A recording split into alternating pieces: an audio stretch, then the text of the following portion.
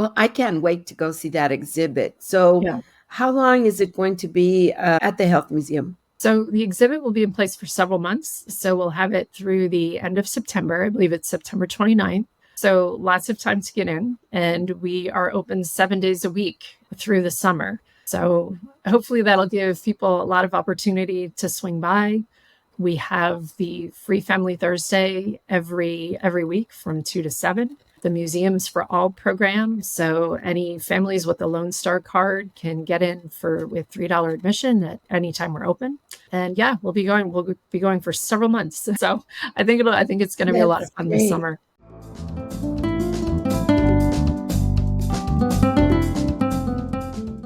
Thank you for joining us for another episode of Spotlight Houston, where we bring you the best of the people, places, and events in Houston. This week we sat down with Becky Seabrook from the Health Museum to talk about their newest exhibit, MindWorks. Rooted in psychology, MindWorks brings mental processes like decision-making, memory, and emotions to life through colorful, playful, and fun hands-on exhibits. We also have a brief interview recap from Gabby, our AI host, as well as a short clip from a previous episode where we spotlighted the Houston Food Bank. This is episode 94, with an original air date of Monday, July 1st, 2024.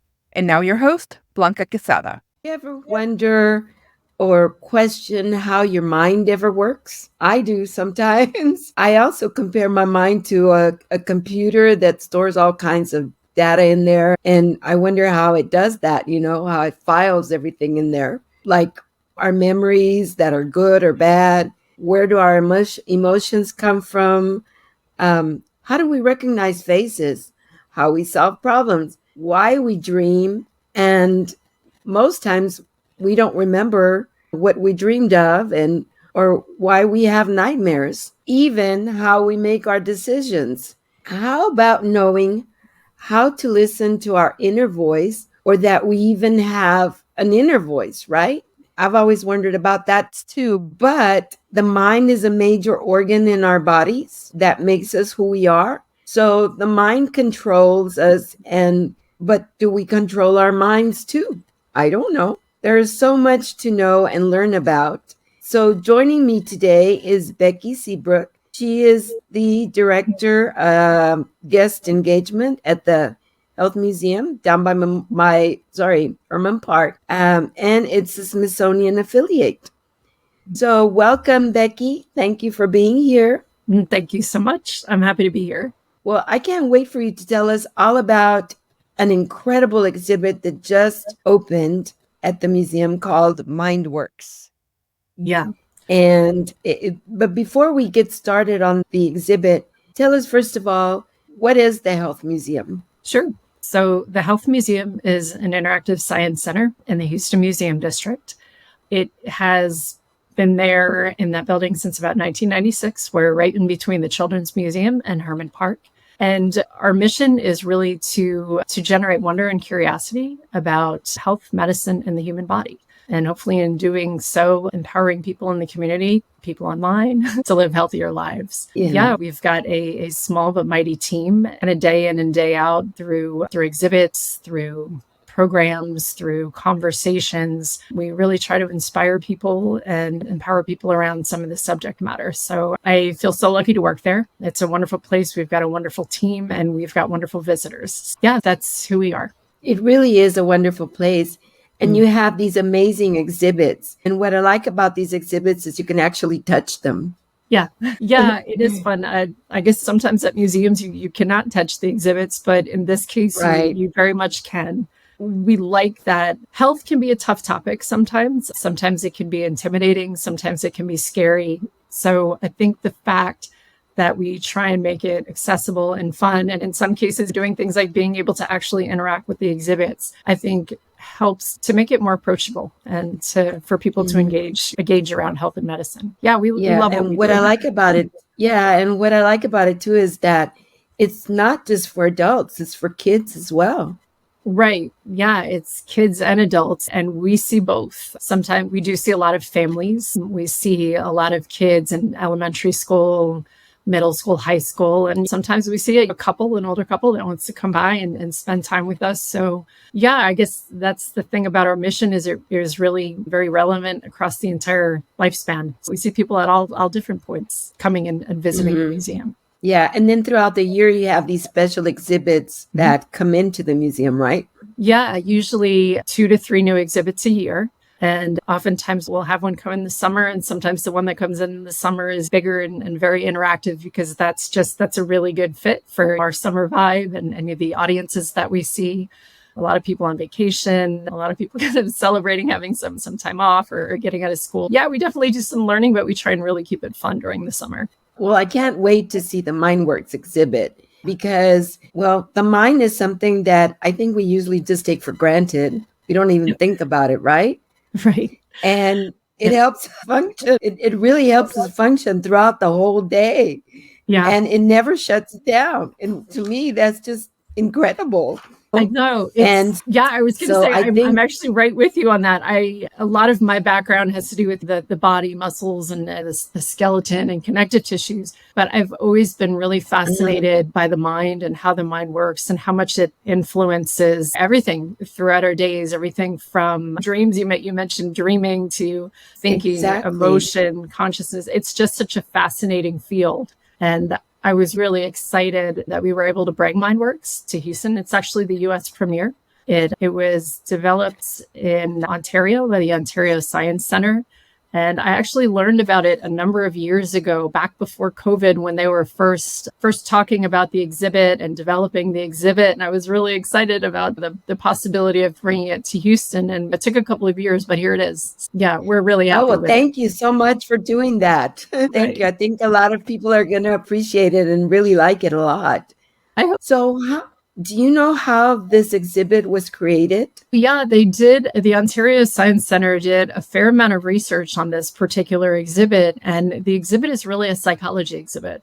And I haven't seen a lot of psychology exhibits, a lot of physics exhibits and chemistry exhibits. But this one is really based more in the study of how we think, how we behave. They did quite a bit of research with their guests and with the community and asking about the kinds of questions that people had. And then intentionally designed it so it was a very immersive experience, as something that you actually experience as opposed to something that you're reading about or you're taking in more passively. They wanted to engage people in the experience so that as you're going through these different activities, it kind of prompts you to think about aspects of how the mind works that you might not otherwise do in the day to day. Yeah, I like the fact that it's quite a long process, but they had a lot of success with that up in Ontario, and now we get to bring it to Houston. Yeah. I like the fact that it's interactive because you get to touch everything and then figure out how it's actually working, and you're learning about your mind at the same time. Right. And even from like the very beginning, even entering into the exhibit, the first choice you have is which of 3 entrances you want to go through. and they're all very different. Oh, wow. And even from the very start, how you enter the exhibit, it's kind of gives you a fun opportunity to be thinking about, well, why did I choose that? And the exhibit really does. It's lighthearted. It's fun. It's great in groups. Obviously, individuals can experience it, but as a staff, when we went through it as a staff, it was actually a lot of fun to do as a group. But it does go ahead. No, I was going to ask, so what's included in the exhibit that we can interact with? Okay, so it's quite a large exhibit. There's, I'm trying to think of some of my favorites. So you enter in the exhibit, you have 3 different options for how you even want to enter into the exhibit. And then once you're inside the exhibit, there's, I want to say maybe about 20 different interactives. There's one that are the emotion pods, where you go into one of 4 spaces that are meant to sort of generate emotion that's then captured on film. And you can actually see how you're responding to some of these different emotions, whether it's fear or surprise or disgust or wonder. So there's that. There's a really fun kinetic art piece that's looking at creativity, where depending on the levers that you push or the dials that you spin, it moves in different ways. And I think I could just sit there for an hour and just notice different little things, just sitting there and watching the art piece move. So there's an area called a memory tunnel, where there's a whole collection of different vintage toys that people might recognize depending on when they grew up. That's a lot of fun, kind of like a walk down memory lane. And it's really getting into memory, how memories work. There's one that's actually, it's a lot of fun. And as a number of the staff try to go through it, and I think maybe it's a little bit easier for kids, but it's almost like a puzzle that you have to try and move through. You have to move through these different shapes without touching the walls and setting off like a little buzzer. But it's fun and kind of using creativity to figure out to move through space in creative ways. There is a section where you're in a supermarket and you've got a shopping list that you've got to fill your cart, and it's looking at how different things are marketed and how it might affect our choices when we're in the supermarket. There's an area where you focus on deep breathing and relaxation, which I like going to visit during the day. There's I think what is probably the world's largest Pac-Man game, but it's not just an opportunity to play Pac-Man, but it's an opportunity to try and decide how much time you're going to share with the player that's playing with you. And they have to agree, otherwise neither of you get to play. So it has to do with how we navigate social contracts and how we come to agreements on things. So it's really just kind of a fun way to spend some time, but to start thinking about some of these different aspects about how we think and react in the world around us. This exhibit is definitely very different from any other exhibits that I've heard of. So I can't wait to go and experience it myself. So what I'm understanding is that this is encouraging a lot of self-awareness. Is that the purpose? Yeah, I think it's intentionally created to be something that people can enjoy socially. So with another person, with a group, it's a lot of fun to do that way. But yeah, I think it's awareness, definitely awareness about ourselves and some of maybe the biases and the ways that we think that we may just kind of take for granted. And that, yeah, I think there's definitely an opportunity for that.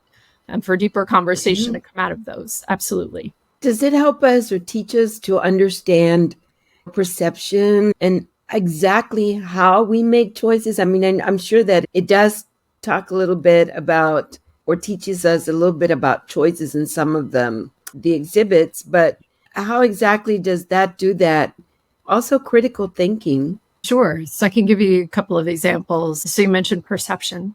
One area that was a lot of fun to do as a staff is there's one area that has different artwork, but within the different artwork are faces. And sometimes people see them right away.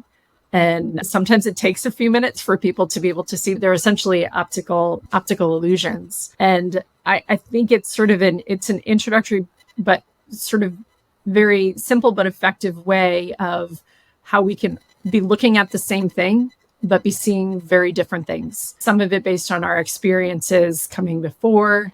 There's one that I really liked. It's not about visual illusions, but it's about hearing things. And you go into this one space, cool space, and you press a button and you listen to a noise. And the first time I did it, it just sounded like a noise. I didn't know what it was. But then you listen to the video and they say a phrase. And then when you hear the noise again, all of a sudden, it's not just a nonsense noise. You actually are creating meaning out of the sound.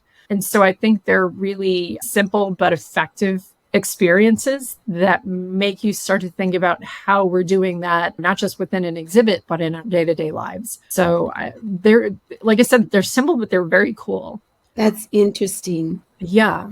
Yeah. Do kids get that? Do kids get it? I mean, I know that adults will probably get it, but do kids actually get that whole idea? Yeah, I think that's the great thing is I think it does work really well, whether it's kids or adults. Now, it may be that the kids and adults, when they're thinking about their examples in their own lives, may come up with different examples. But yes, I think the experiences were intentionally created so that it didn't matter if you were younger or older, that they were still a lot of fun to do, and everyone gets something out of it when they're going through the exhibit. Yeah, I asked that question because kids are just starting to develop their minds. And as adults, I mean, we've got a lot of stuff going on in there. Right. So we've certainly developed it a lot. That's why I was asking that question, if kids can actually get that. Yeah, and I think they can with those. I think those are great examples of ones that it's not a restriction based on age. But I think you bring up a great point is that our life experience oftentimes can influence how we perceive and how we navigate through the world. And I think that's one of the big, themes with this. Different people will get different things out of the experience, even though that they'll have that experience of, wait, and that's kind of funny. I never thought about it like that before, even though their own life experiences that they may be drawing from could be very different. And we also, like, I think I mentioned it earlier, it's like we don't even think about how our minds are working. It's just everything's just automatic. Yeah. We're just thinking really quickly, not realizing that our mind is working to help us decide what we want to understand, our emotions, anything like that. I mean, we just take it all for granted. Right. And I guess that's really part of the challenge too, is to understand our mind. We're really using our mind to do it. So it's, it's hard to be objective about it. But I think that's one of the things that makes it so fascinating. Yeah, because we're not stopping to think. We're just doing or saying. I know, maybe sometimes we should. But I agree. Right. And then also when you're dreaming, I mean, we talked a little bit about it earlier. I mean, we don't know if when we wake up, normally I don't remember what I dreamt about. Yeah. And I don't remember if I dreamt. Sometimes I don't. Right. Yeah. And if I dreamt in color or in black and white, I don't remember. Yeah, I know. I think about dreams, and the one that always makes me stop and go, huh, is when obviously we have memories of there's different time periods in our lives, and sometimes they're very positive and sometimes they're negative. But I think about how many things that have happened to me on a day-to-day basis that I don't remember at all. And when you think about memories, it's really just these snapshots, these points in time where there's hours and hours of the day that we're not necessarily aware of or remembering. Yeah, it's pretty wild when you start digging into some of this. Yeah, really. I mean, it certainly brings up a lot of conversations, doesn't it? Which is really ultimately what we love to do with the exhibits. And then out of these exhibits, there's opportunities to have conversations on these different topics. And I'm excited, hopefully later in the summer, we'll be able to do some of those where people, if they find out that, oh, that was a really fascinating concept, I'd love to know more about that, they can be involved with some of these conversations where we go a little bit deeper. But yeah, it's a great way to pique curiosity on different topics. Yeah. Does the exhibit also suggest books that people can read? So it doesn't suggest books within the exhibit, but we have a wonderful guest services team, and they often find, whether it's books or whether it's games or different things that they find that they make available in the store for people that are interested in kind of going a little bit deeper into the subject matter. So they always do a wonderful job with that. And then when people do make purchases in the store, it helps fund the mission work that we're doing in the community. So it's kind of a win. But yeah, they always have recommendations, things that staff have found really fascinating or things that community members have recommended. Well, I can't wait to go see that exhibit. So how long is it going to be at the Health Museum? So the exhibit will be in place for several months. So we'll have it through the end of September. I believe it's September 29th. So lots of time to get in, and we are open 7 days a week through the summer. So hopefully that'll give people a lot of opportunity to swing by. We have the Free Family Thursday every week from 2 to 7. The Museums for All program. So any families with a Lone Star card can get in with $3 admission at any time we're open. And yeah, we'll be going for several months. So I think it's going to be a lot of fun this summer. Do you plan on having anything to go along with the MindWorks exhibits, like some talks or films or something like that? Yeah, so there's a couple of projects that we've just launched, and then we also have some conversations that'll be coming later in the summer. But one of the ones that we did that ties into the mind and mental health it's a postcard project called Hearts of Hope, where visitors into the museum can decorate these really beautiful postcards with positive messages, and they can go ahead and leave it on the clothesline for someone and then take one of the other messages that really resonates with them. So it's a relatively simple project in our healing arts program, but we've already had such really positive response to it. So that'll be going on all summer long. We have a number of science programs happening, both the dissection demonstrations that we have, as well as the doc dissections on things like the brain and the eye. So kind of get to dig into the science of how the eye works, of how perception works, of how the brain works. So those programs are going on, and doc dissections are happening every Saturday throughout the summer. That's where either individuals or couples or families can come and do a dissection along with a science educator and one of the doctors or surgeons from our community. That's a really fun program that will tie into the exhibit. So yeah, there's going to be a number of things. And anytime people are interested in finding out what's going on in a given week or a given day, they can check out our website, which is thehealthmuseum.org. And that always has all of the different programs and events listed. Are you having any summer programs available this year? Yeah, we do. We definitely have our Summer Discovery Camp program, which is a camp program from ages 5 to 13. And that is going on all summer. I think we're already in our third week. It's hard to believe we're already in the latter half of June, but the summer camp programs are going strong, both on site and off. We also have our Global Teen Medical Summit, and that is a week-long program for high school students that are interested in some of the big challenges in health and medicine and looking at some of the really kind of outside of the box ways that people are dealing with some of these challenges. That one happens in mid-July. We've got that going on. I just mentioned we've got our doc dissection programs that'll be going on, a new program through our healing arts program called the Paint and Process, which is a very fun, like these creative workshops that are led by our new healing arts manager. So that's something that'll be happening this summer. So yeah, there's a number of things going on, some for kids, some for adults, fun and some for interesting families. things. So yeah, so lots to pick from. Yeah, a lot.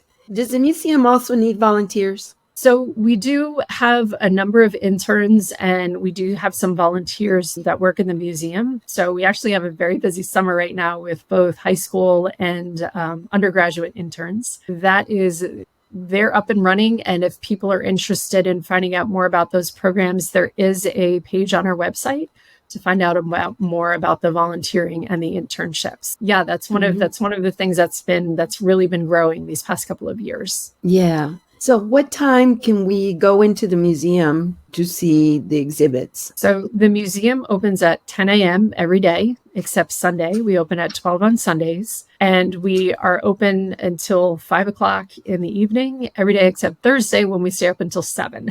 So essentially 10 to 5 every day, except Thursday when it's 10 to 7, and Sunday when it's 12 to 5. Yeah, and people can still and have special events, birthday parties and other things at the museum, right? We do. We do host rentals during our off hours for people that we've had everything from weddings to graduation parties to conferences. The museum does host those when we're not open to the public. And yes, we also do have birthday parties. So this actually would be a really fun summer to have a birthday party with the MindWorks exhibit. Definitely. Yeah. Definitely it would be fun. Yeah. So again, what's the website? It's thehealthmuseum.org. Is there a phone number that we can call? Yes. So 713-521-1515. Well, Becky, I have so many more questions for you, but not enough time. Well, I always love chatting with you. Thank you so much for having us on. Yes, it's always a lot of fun to talk to you because you've always got so much going on. Yeah. A lot of fun things and amazing things. And so it's always interesting. Yeah. So be sure to let us know when you want to come by. We'd love to I will definitely let you know. But thank you so much for joining me and for letting us know what all is going on at the museum, You're the welcome. Health Museum. Yes. I just want to encourage everybody to go by there and see the MindWorks exhibit because it sounds like it's incredible and you'll get to learn more about yourself. It's that self-awareness that you're going to find at this exhibit, it sounds like to me. But anyway, so again, thank you, Becky, for being here. You're welcome. And of course, as always, I'd like to thank you all as well for joining me. And if you have any story ideas or if you have any comments, please let me know. Hello, everyone. I'm Gabby, your AI host. There was a lot of great info in today's episode. Do you know the difference between your brain and your mind? The Ontario Science Centre built the MindWorks exhibit as a thought-provoking, hands-on exhibit that will allow us to explore the differences.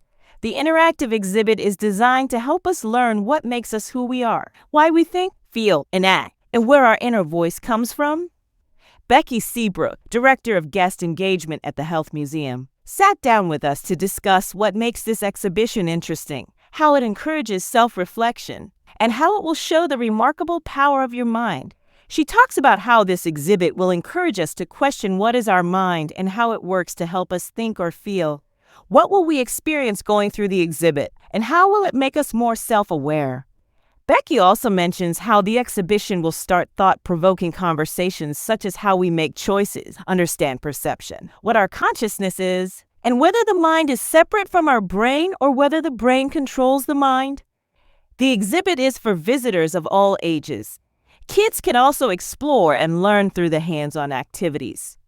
The MindWorks exhibit will be open through September 29, 2024, and admission is included with the general admission ticket for the Health Museum.